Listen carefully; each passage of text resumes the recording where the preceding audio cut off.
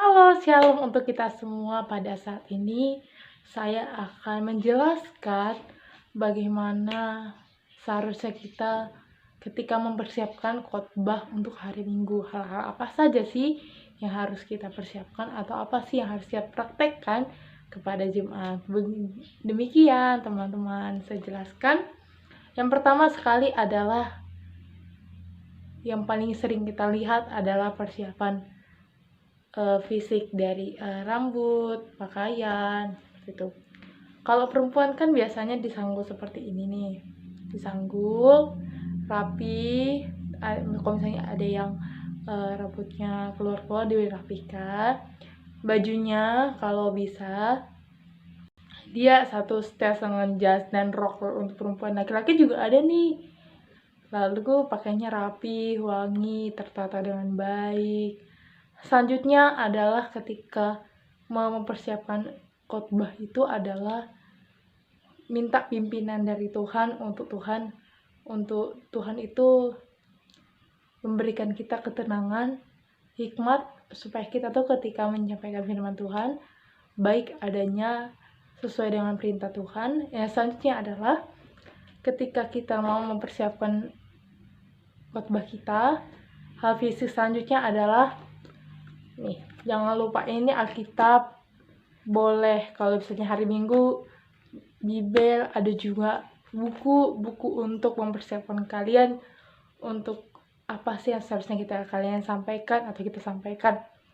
Nah, selanjutnya adalah nasnya yaitu dengan contohnya kali ini saya akan memberikan contoh Amsal 1 ayat 7.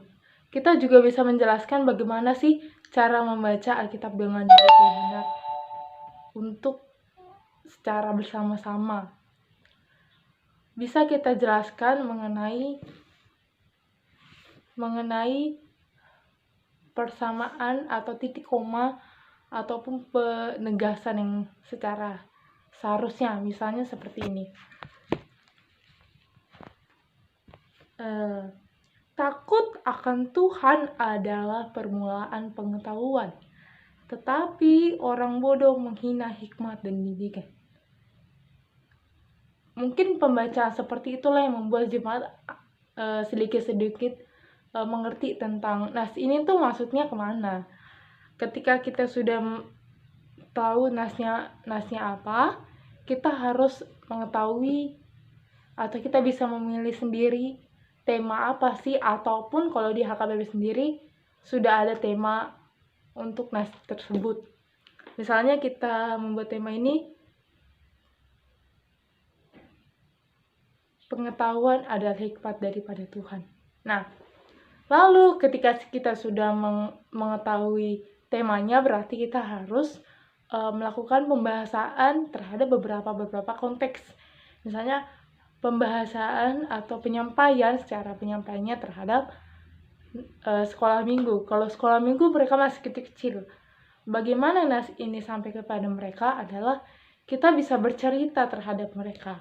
Kita bisa membawa suasana yang mereka rasakan. Misalnya, siapa di sini belajar sama mama bapak?